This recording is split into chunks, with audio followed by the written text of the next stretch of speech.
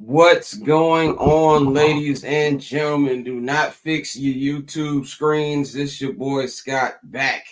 I am back off hiatus. It is Friday, August 29th, 2025. I am recording this very early. It's 9:19 right now here in Chicago. I am a lot of stuff going on today. A lot of stuff going on today. We've got this dropping. This will be dropping as soon as I edit this. We're gonna throw this up on my YouTube page, so check it out.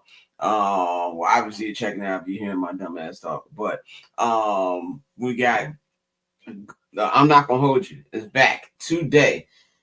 I'm not gonna hold you. Chicago Bears preview special that will be going live at 5 p.m. Eastern, 4 p.m. Central, and 2 p.m. on the West Coast. Me, Dante, Bang, Courtney, the entire crew. We're gonna be previewing the 2025 Chicago Bears. Now, of course, I'm gonna talk Chicago Bears with you guys today on this episode as well. But we'll get into our predictions, numbers, and shit like that with the whole crew. We'll be off on Monday because it is a holiday. It is Labor Day, so we won't be recording on Labor Day. But then we'll be back next Friday, and we're back to our full-time schedule on Monday, September 8th. And that's the twice a week schedule that we always do, Mondays and Fridays. But the Monday show, and we'll remind you when we get close to it, will be a first take early morning type of edition because I have to cover Monday Night Football with the Bears playing the Vikings. So I will not be able to do the show at our usual time.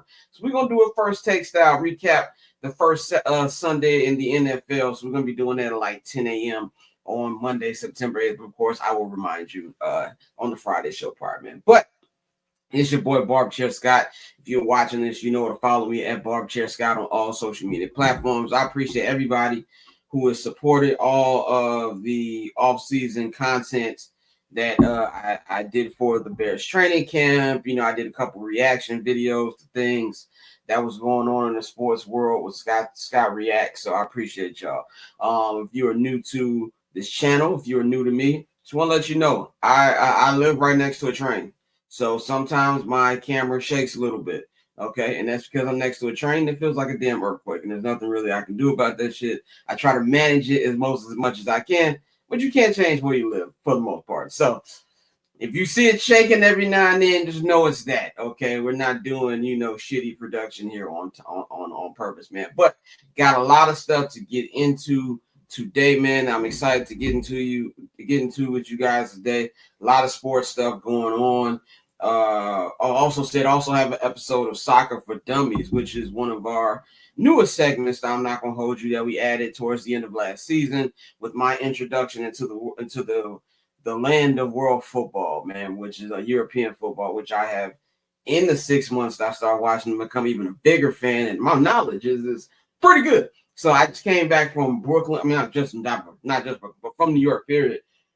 Was in New York for a couple days shooting some stuff that we're going to be dropping around the World Cup. I'll just give you that. I won't tell you everything what the project's about. But while we were there, we were in the Brooklyn Soccer Park, and me and Tosa decided, you know what? Tosa's not going to be. I'm not going to hold you this week, so let's do a Soccer for Dummies edition, man. So that's going to drop before the I'm not going to hold you Bear special. So I'm guessing I'll probably drop that right around 2:33. But y'all get the alert when it's uploaded. And we talked about this week's upcoming matchups in the Premier League. I think we even talked a little La Liga, but check that. I'm gonna upload that as soon as I'm done recording this. But yeah, let's get into it, man. We got a lot of stuff to talk about. Unfortunately, we have to talk about the team that I hate more than anybody, the team that I hate more than Donald Trump himself. That is the Green Bay Packers, man. Green Bay Packers. I'm up here yesterday. Shout out to homie Pappy. We watching the Dallas Cowboys documentary, which I'll get into in a minute as well. And I got a text from Tosin because I had been trolling Tosin about Manchester United being in hell. And he texted me an Adam Schefter tweet with the caption, "Welcome to hell," in bold letters. And I saw it said Dallas Cowboys trade star pass rusher Micah Parsons to the Green Bay Packers for 2 first-round picks. Defensive lineman Frank Clark. Is it Frank Clark? I think yes, Frank Clark.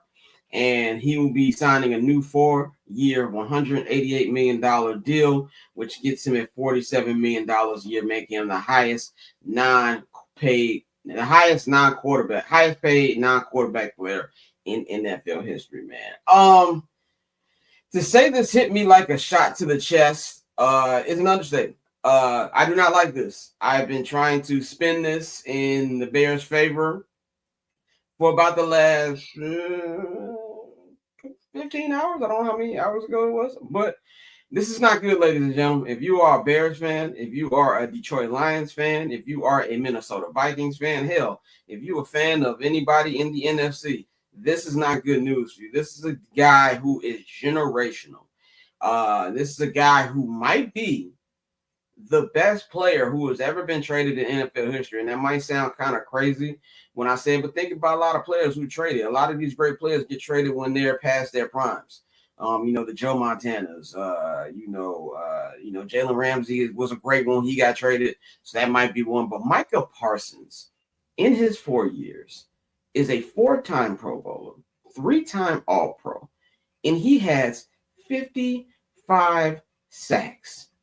55 sacks in just 4 years. He's 25 years old? He's not even in his prime yet. So this, and I'm gonna be non-biased on here because that's what I do. On what I try to do on these platforms, even when it comes to shit like the Green Bay Packers. This is an awesome deal for them. I can't even stunt. I don't care about draft picks. I don't care about cap space. This is a big boy move. And shout out to the homie B Dot. Y'all know B Dot. If y'all watch the show, he's always in the comments. But B Dot is a big Packer fan. And he tweeted me maybe like an hour before the deal went down. I was tweeting about it because I saw what Michael Irvin said. And, Adam Schefter actually tweeted that the Cowboys are actually taking calls now, which in most cases would have sounded my alarm like, okay, a trade must be on the horizon. But the reason I didn't think that was going to happen was because we've seen this playbook with Jerry Jones too many times. I mean, we can go back 33, 34 years ago when he first did this with Emmitt Smith in 1992, and the Cowboys have to start 0-2 when they're defending their Super Bowl title just from the pay. Emmitt at the time was a big contract, $13 million. In today's world, obviously, Emmitt will be getting paid way more money. He's a top 4, top 5 running back of all time, depending on where you have him. He did this with Tony Romo before, and he paid Tony Romo. He did this with Dak Prescott a couple years ago, and he paid Dak. He did this with CeeDee Lamb just last year, and he paid CeeDee Lamb. So I thought, okay, Jerry, he's doing the whole thing, wanting people to show that he's still Jerry Jones, and he beats to the rhythm of his own drum, and he runs this thing, and he's not going to cow down to no players. And then I thought this would be a deal that would have got struck either the night before or the day of next week's opener against the Super Bowl champion Philadelphia Eagles.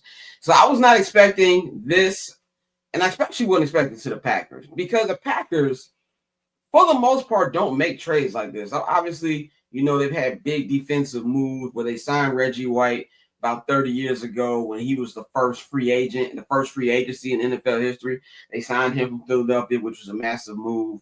They traded for Charles Woodson the year that they won the Super Bowl in 2010. But Charles Woodson wasn't the Charles Woodson that he was in Oakland. Still a great player. Trust me, I know. He didn't pick off Jay Cutler more times I can count in his time in Green Bay. He was Defensive Player of the Year his first year in Green Bay. He was a huge catalyst for them winning that Super Bowl. So I'm not here to downplay Charles Woodson. But this is different. This is a different caliber of player. Micah Parsons, this Green Bay Packer team has had an issue with pass rushing, in my opinion, probably since Zadarius Smith and Preston Smith left a couple years ago, and they really haven't had a stud there since Who's the bitch ass nigga with the hair? What's his name?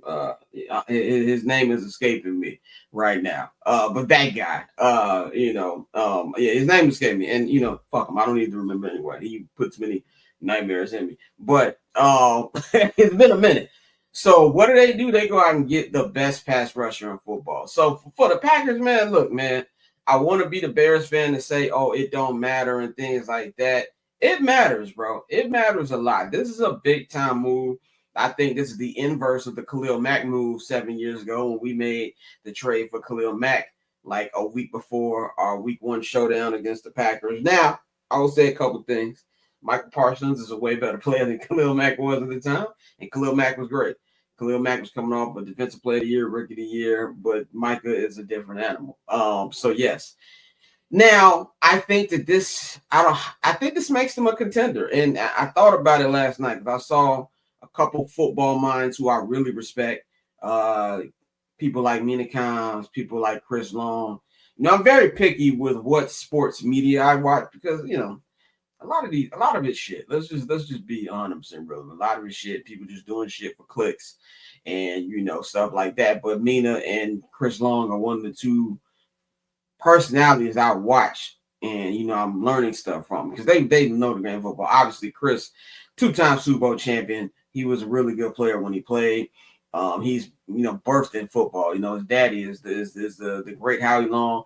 His brother is a great bear, Kyle Long, and Mina is just one of the best minds football wise in media right now. So, and they both were like, "Yo, I think this makes the Packers a contender," and I was like, "Hold up, let's relax." Then I sat and thought about it. They actually are because if you look at the landscape of the NFC, now the AFC is very top heavy. The AFC, you got Patrick Mahomes and the Chiefs. You got Lamar Jackson and the Ravens. You got Josh Allen and the Buffalo Bills. And there's other teams I feel like compete as well. The NFC is kind of like a JV league a little bit, because this is a league that has been pretty much, I would say dominated, but the Eagles have pretty much run it the last couple of years. And there's really not been a steady number two. The Rams have had some good years. I'm not going to put them in that this year because I believe Matthew Stafford's back is cooked. So I don't believe that's something where the Rams are going to be scaring anybody. I think Washington is going to be there. I'm not, I didn't talk about second year slumps, and we saw that with CJ Stroud last year. CJ, his accuracy was terrible last year. Sometimes it looked like they didn't know what the hell he was throwing. But I'm not expecting a drop off from Jaden Daniels. I know there's some Bears fans out there who are expecting that. And I just want to say this to Bears fans. I got a lot to say to y'all today, but I just want to say this. Run your own race. Stop worrying about what Washington is doing. You got the quarterback you want. You got the head coach you want. Run your race. Let's not worry about them. But I'm not expecting a drop off from Jaden. I'm not. I think Jaden's going to continue to be great. I don't know about his team. There's a lot of old dudes on the Commanders last year who played a little bit outside of their, played better than they probably should at that age. I don't know if that's going to translate over. They got Deebo Samuel. I like Deebo. I don't want to call Deebo washed, but Deebo's definitely pulling up the Wash Boulevard. So I don't know if that's like a huge thing, but maybe it will be. I don't know. That's a question right there. They got rid of Brian Robinson, who was one of their running backs. They traded him to the Niners. They just brought back Scary Terry, which they absolutely needed. He just got 3 years, $95 million, if I'm not mistaken. So that's a big deal for them. Needed him. They lost Zacchaeus, Alameda Zacchaeus. And I messed up. Shout out to him when I interviewed him. He showed me how to pronounce the name right, and I keep fucking it up anyway. But he was a big part of what they did last year. He was Jaden's safety blanket a lot, and I think he's going to do the same thing for Caleb here. But I don't know how they're going to be team-wise. I'm not worried about Jaden, but I have questions about the roster, but on paper, I will put them as a contender in the NFC. The Eagles are the Eagles. They haven't lost a step. Y'all know I'm still not the biggest Jaden. I'm still not the biggest Jalen Hurd fan. I don't want to call him a system quarterback. He doesn't put fear in my heart, but it doesn't matter because he's a winner.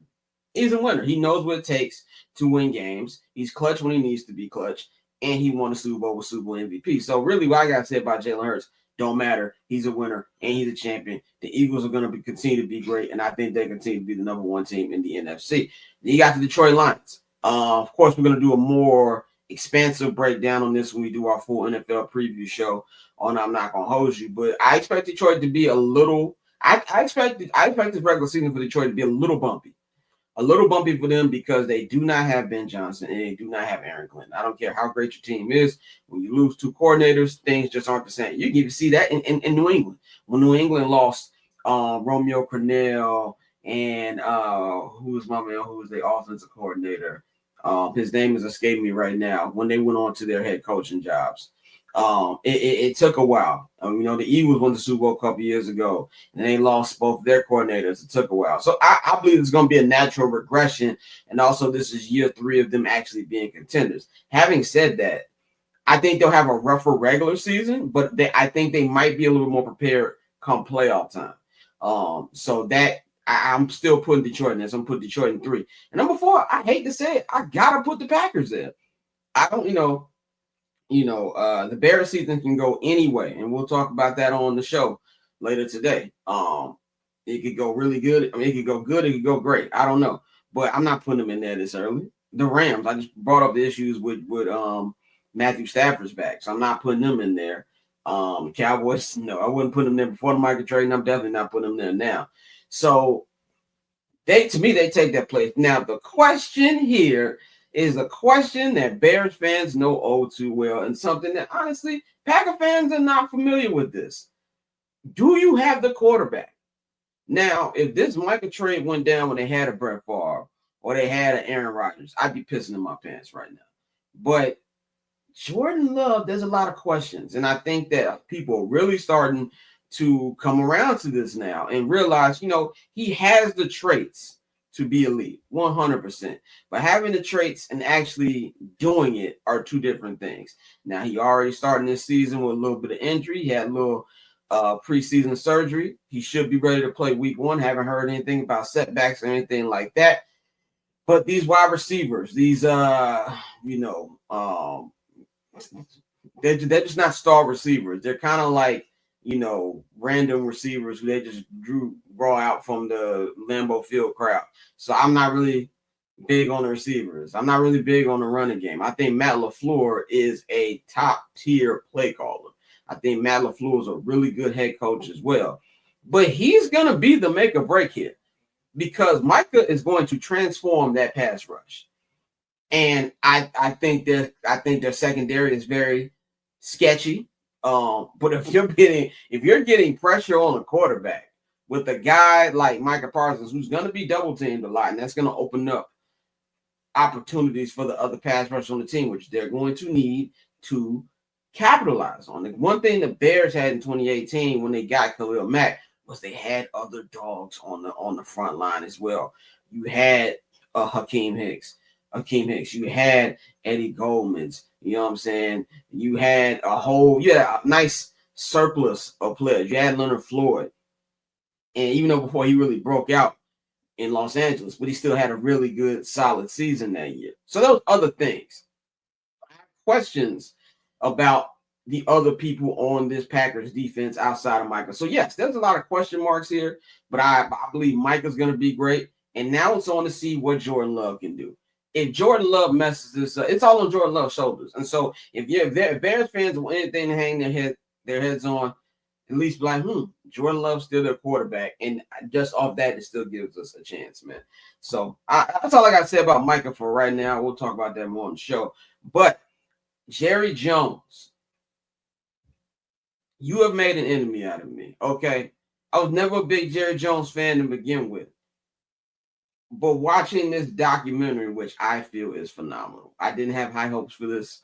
I thought it would be a lot of Jerry Jones propaganda, which there is a solid amount of Jerry Jones propaganda. This is Jerry's version of the story. And honestly, the reason why I don't have too much of a problem with that, I feel like people aren't honest with themselves when it comes to documentary critiques. The winners tell the story, okay? So every documentary that's ever been put out has some type of propaganda in it. The Last Dance is Michael Jordan's account of the stories. That Lakers documentary that came out on Hulu 2 years is the Bus family's account of stories. The Celtics documentary is the Celtics version. So it's we can go up and down. The Patriots documentary on Apple TV that came out a year ago. I feel like that was excellent, but that was Robert Kraft's versions of the story. So yes, this is Jerry Jones' version of the story. Even though I will give Jerry credit in this, he covered a lot of stuff that I did not think they were going to cover. I did not think they were going to get into Troy Aikman's concussions. I did not think that that he was going to give Jimmy Johnson an honest side of his side of the story in their 30-year beef. I did not think they would do a full episode on just how much of a wild boy Michael Irvin was in the 90s. And I definitely didn't think he'd do the final episode really breaking down that the Cowboys ain't been nothing in 30 years. So I got to give him credit a little bit from that. But the production value is great. But as I'm watching this, I'm like, am I having sympathy for Jerry Jones? Like, am I liking Jerry Jones a little bit? But all that got wiped out when you decided to send your best player to my ops.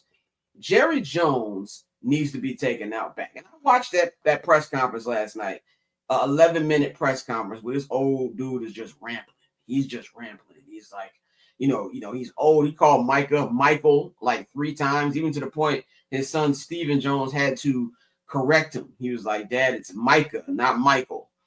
Like he's gotten that, and I read body language very well. I believe that body language can talk to you even if you're not saying words.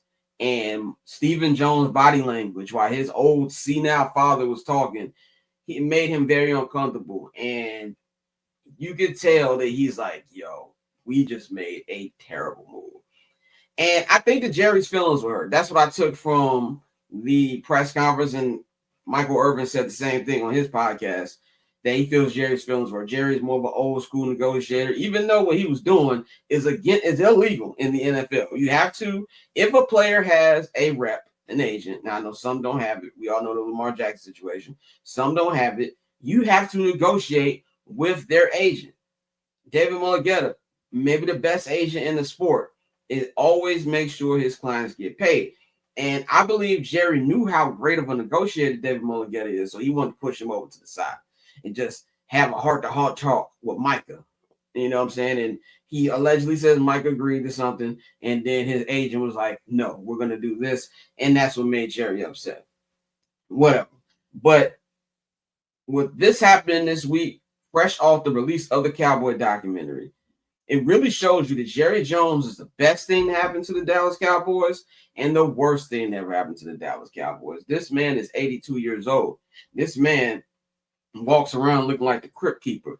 This man don't even know how to pronounce the boy name. Micah is not a hard name to pronounce, brother.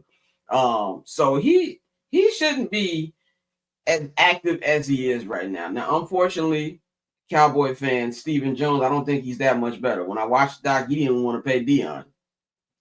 So I don't, and trust me, as a fan of 2 teams that have terrible owners, the same owner, Mr. Jerry Reinsdorf, another Jerry. I think my man Duke tweeted this yesterday. You can wait out bad coaches. You can wait out a bad roster. You can even wait out a bad front office. You can't wait out bad ownership. This team, there are people on this earth who are 30 years old who don't remember when the Cowboys were good.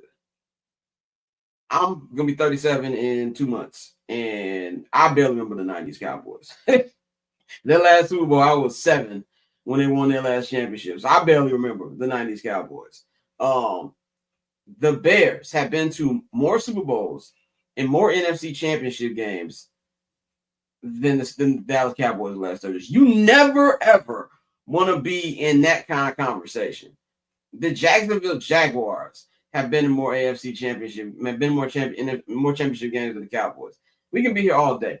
So Jerry Jones, we have an enemy in me for life with this Micah Parsons trade. I just want to say that, man. Let's move on to the Chicago Bears. Training camp is over. Thank God. Training camp is over. Preseason is over. We are about 9 days away from the first game. I think about 9. Yeah, I think 9 days. 9 days away from Monday Night Football against the Minnesota Vikings. So, yeah, I will say this. So I've been around this team, around the Ben Johnson era since the day I started. And yeah, I will say this. Ben Johnson I think he's the guy. Now, we're all in the honeymoon phase here before. We've been here with coaches before. We weren't here with Matt Eberflus. Everybody hated that shit from the jump. We've been here with Matt Nagy before. I remember Matt Nagy. Oh, my coach is so fired up and da da da da. Club dub, and then all Bears fans feel like he should be in a penitentiary somewhere right now. So yeah, things can change, and there's a difference between being a great play caller and a great head coach. So he's going to have a learning path as well. But I really love how, since I've been covering this team, and I've been covering this team since Nagy's last year, went through the whole Flus era, and this looks like a coaching staff, a staff that knows what they're doing. Coaches who are literally the head coaches of their group. So Ben Johnson is the overall head honcho. Antoine Randall is not just a wide receiver coach. He's the assistant head coach, and he's really been doing that. He really, really feels like that. Al Harris, the secondary coach. I don't even remember who the secondary coach was on the team last year. Al Harris has been very vocal. He's been doing what he's been doing and really, really helping out, which I believe is the strongest part of the team, and that is the secondary. He's been great. Eric Bieniemy, who Bears fans wanted him to be offensive coordinator a couple years ago. He's done great with the running back room. And you're seeing all of the things come together. Now, I got to talk about many things on what this offseason has been, this training camp has been. Now, this is going to sound very bougie of what I'm about to say for somebody who was as blessed to me to be able to go to practices and go to games and things like that. I'm very aware of my privilege here. But I do not believe that training camp should be available to fans. I do not believe that. Honestly, I believe that the media should have some of our training camp access cut off. Be 100% real with you. I believe we should be able to watch. I don't think we should be able to report what we're seeing. I don't. It's practice. And this is not just a Bears thing. This is the NFL thing. Like, we have too many breakdowns on preseason games that, in my opinion, preseason games do not matter to me. And what I mean by that is, if you decide to play your players in preseason, great, awesome. If you don't decide to play your players in preseason, I don't think it matters that much.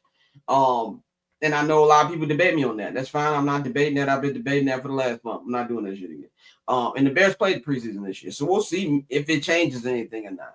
I've seen the Bears play their starters in preseason a lot and be terrible in the regular season. Last year's an example. I've seen the Bears not play their starters in the preseason at all and go on to win the division like they did in 2018. So, but whatever. I just think it's over analyzing things. Why are you counting snaps and completion percentage as a media member in training camp?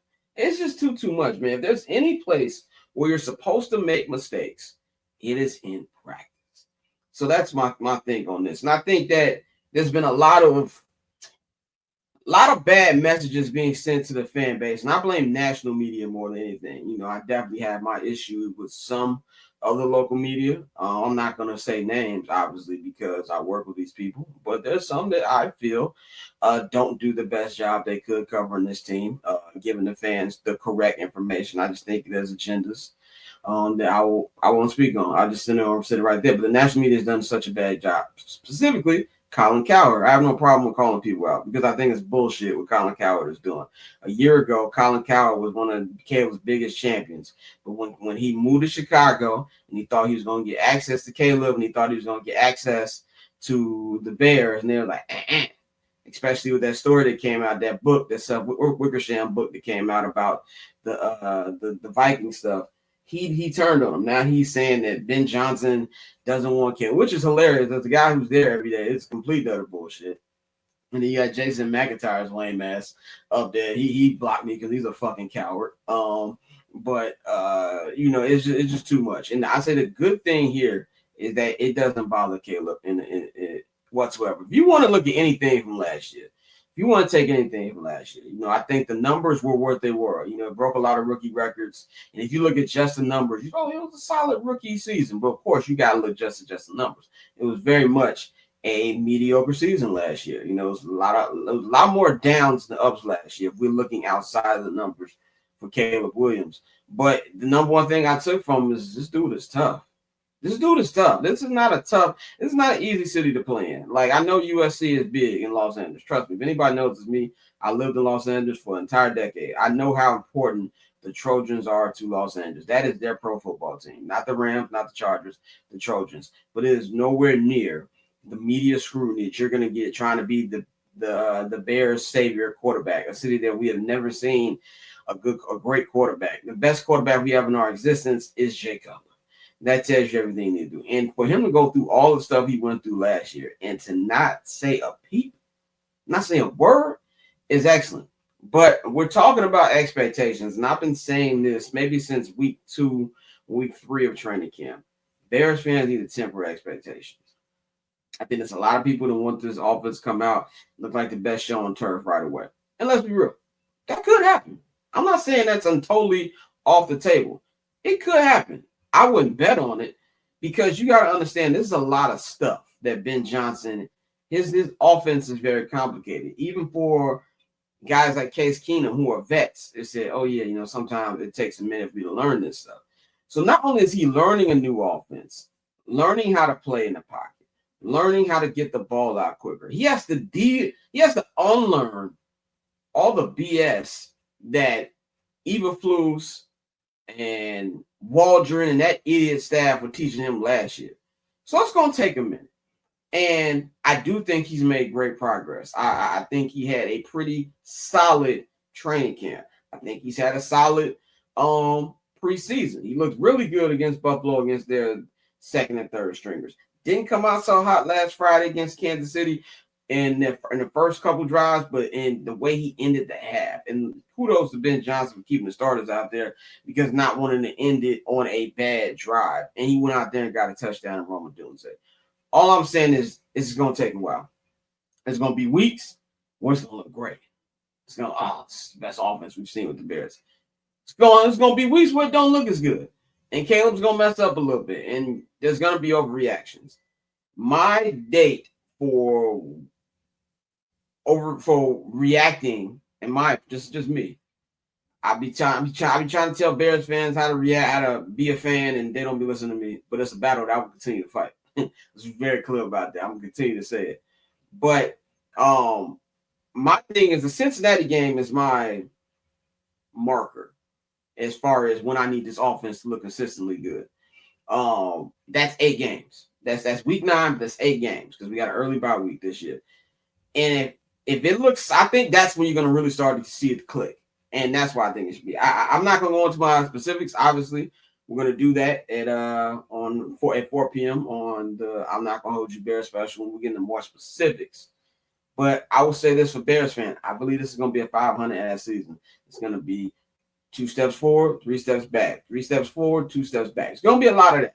And as long as you prepare yourself for that, you will be fine. But if you got these over-the-top expectations, I believe there's going to be a great chance that you're going to be disappointed early on. Now, like I said, I could be wrong. This offense could come out hitting on all cylinders, Caleb looking great, and it's all happy days in Bearland. That could happen as well. I think everything is on the table, to be completely honest with you. But I'm just telling you, be patient. So, yeah, 4 p.m. Chicago time, 5 p.m. New York time. I'm not going to hold you. Bears special. We're going to go through all of it today.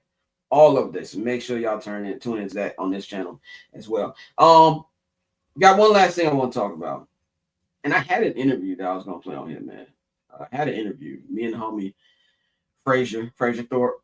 He is the editor over at GQ. He's done a lot of great things. He's interviewed the Clips, things like that. One of the homies.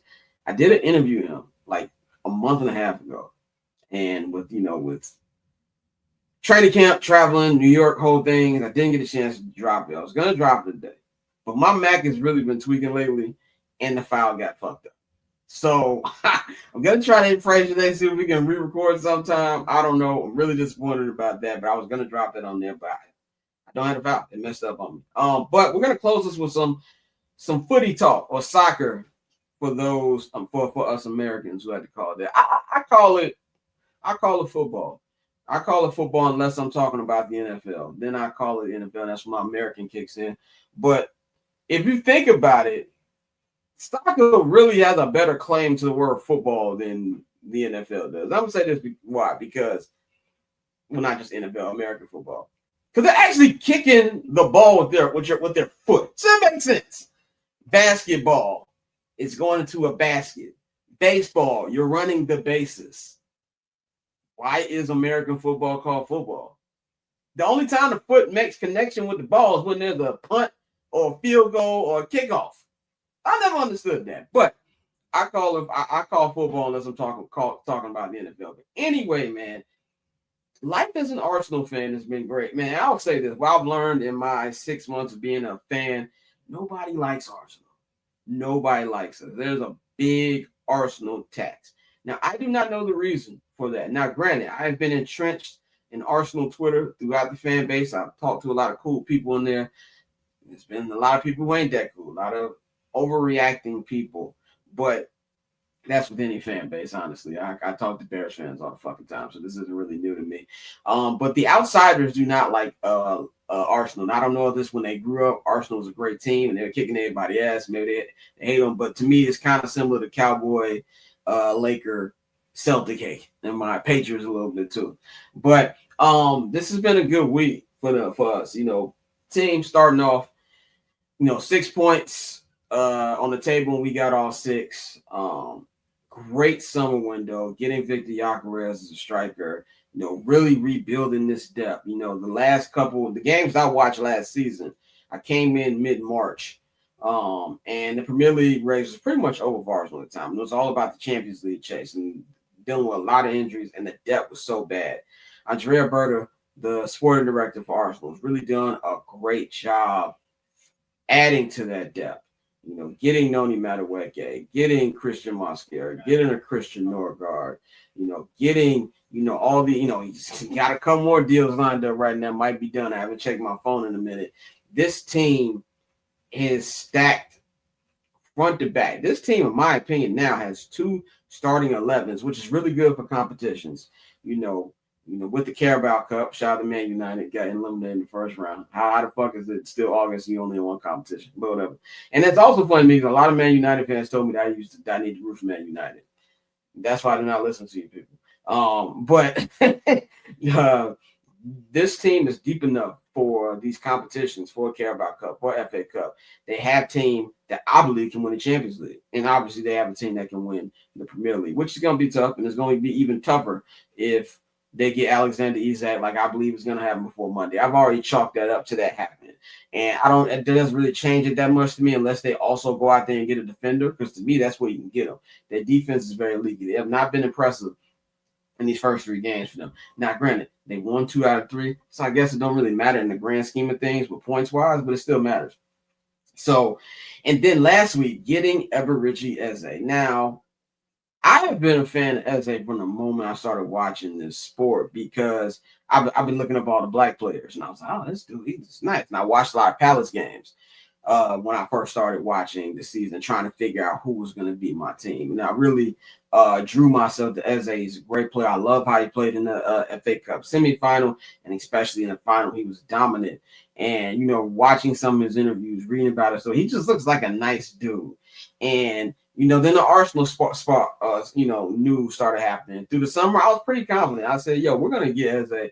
It's probably gonna be the last move, like towards the end of August, but I believe we're gonna get him." And that never wavered until the Spurs news. And I kind of chalked up to, damn, man, now he's gonna go to the ops. You know what I'm saying? But went down the video that they did, and I thought a lot of the intro videos. I think Arsenal does a solid job on the intro videos. I think the last couple have been lazy. The Gyökeres one was really the but this one was amazing.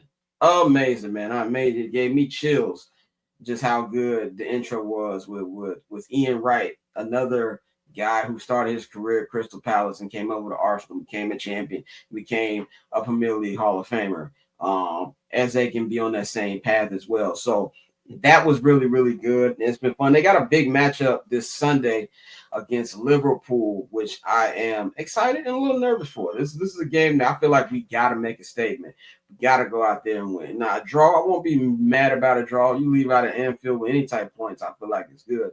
But Arsenal's ready. Like, Grant, I know I'm new. I'm new to the party. There's a lot of fans out there. Majority of the fans have been, either this is their boyhood, girlhood club, or last couple years, finishing third. Now, the last time Arsenal finished third 3 years in a row, they ended up winning the double. They won the Premier League and they won the FA Cup in the 2001-2002 season. So maybe that happens again today. But I think, and this thing, how you know this is a stacked team, because Arsenal has a lot of injuries right now. You got Kai Havertz just had surgery after getting hurt in the first game against United. He's going to be out a couple weeks. Mikel didn't really give us too much today. He said a couple weeks or a couple months. So he's going to be out for a minute. Now, that's going to put a lot more pressure on Gyökeres. I don't know if we dip back into the market these next couple of days and try to get another striker to add in his absence. I don't know. Gabriel Jesus is back at training. They expect him back in October. I think whatever you can get from Gabby, I think is great. I don't think you can put too much expectation on him. So whatever you get is great. So I don't know. They might do that. Either way, Gyökeres, there's a lot more pressure on him there. But you got Bukayo Saka is out again, out after having a great goal last week against Leeds. But good news is it's not the same hamstring that he tore last year. It's in a different leg, and he just really needs a couple weeks off his feet. No surgery required. There's rumors that he can be back for the game against Forest after the international break, which is next week. Mikel didn't really confirm that. He said we're just going to take it day by day and week by week, see how it responds to treatment because we don't want to rush him back. I personally wouldn't bring him back to that Champions League game that week or the City game that week. I feel like we can win. We can beat Forest without him unless he's 100% fit. You don't want him to. Hamstrings are tough. There's two injuries that just linger. There's growing injuries and there's hamstrings. So you got that. You got the captain, Martin Odegaard, he's got a shoulder situation right now. Now, he's not 100% out for Sunday. Mikel says if he trains tomorrow, there's a good chance he can play on Sunday, so we'll see.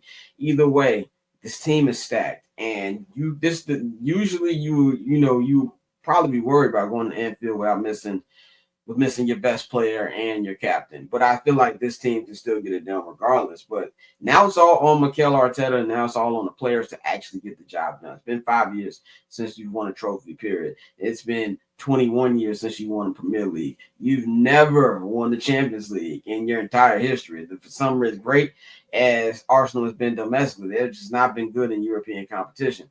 So this is your chance right now. I am fully convinced that they're going to come home with one of the big two and one of the domestic cups. I think we're going to double this year. Obviously, I don't know. I'm still learning in my soccer football knowledge, but from everything that I've been, and y'all don't, I don't have even people who know just how much I know about the sport in these last 6-7 months. Y'all don't even know how much I know. Like I have been in the lab, brother.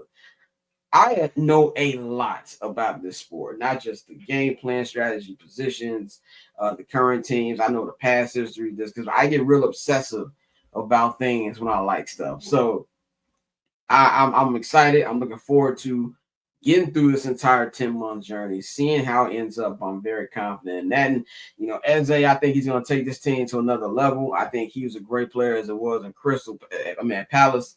And I think playing for his boyhood club is just going to take it to another level. Playing for a big-time club is going to take it to another level. He used to play European football for the first time in his life. I think that's going to be great. So, yeah, I think it's, I won't say it's theirs to lose. I probably think that Liverpool should probably still be the favorite, especially if they get Alexander Isak, which I'm about 90% sure it's going to happen. Not that I would be stunned if it didn't, but I just feel in most scenarios in sports, NFL being the only exception, when a player wants to go somewhere, they usually get their wish. Because you don't want a disgruntled player. There's a lot more player empowerment. Now, the team might prolong that exit as long as they can. We saw Sporting did everything in their power to try to make sure we didn't get Victor Gyökeres, but we ended up getting them. I do believe that wouldn't shock me if Newcastle plays hardball. We've heard that they have Saudi ownership. They're going to make the final decision. They might tell them, you got 3 years left in your deal. Sit the hell down. So that can happen too. But I believe that he will be a Liverpool player before the deadline on Monday. That I'm just expecting that, and I can live with that. I still love our chances, even with them getting Isak. Isak, I believe, is a really good striker, but he's very injury prone. And I feel like defense is the number one issue. So unless as long as they don't add to the defense, I really, really, really like Arsenal's chances regardless. So it's just up to them. So I think that Liverpool should be the favorites, but I definitely think Arsenal have their best chance to win the title since the Invincible. So it's gonna be fun to watch. Now we talk about European football. The Champions League draw came out. Pretty easy league phase, I believe, for Arsenal. There's only two matchups on there that I deem as tough. Now that don't mean you can't lose it, but Bayern is a tough game and Inter is a tough game. Got to go on the road for Inter. But Bayern, I think a lot of from what I've heard, Arsenal once they look back from when they got eliminated out of Champions League by them 2 years ago. You also add to the fact that one of the biggest Arsenal killers, Harry Kane, plays for them as well. So I'm looking forward to seeing all that, man. It's gonna be fun. But that is all I have got for y'all today on this episode of the Scott Lewis Podcast. I don't know how often I'm going to record these. I don't want to sit up here and tell y'all can get one once a week because I can't guarantee that. With a whole bunch of stuff that I'm doing throughout the week. Was obviously I'm not gonna hold you twice a week. We're gonna be doing summer sessions again. I know y'all ain't got summer sessions in months. We're gonna be back doing summer sessions again. 79th and Hallis is gonna be twice a week. So I can't guarantee this. Whenever I have time to do it and I have stuff to talk about, then I'll do it. So, but I appreciate everybody who subscribed to the channel. A lot more heat coming. The football season is here. I'm not gonna hold you back. I will see you all in a couple hours for the show, man. We up out of here.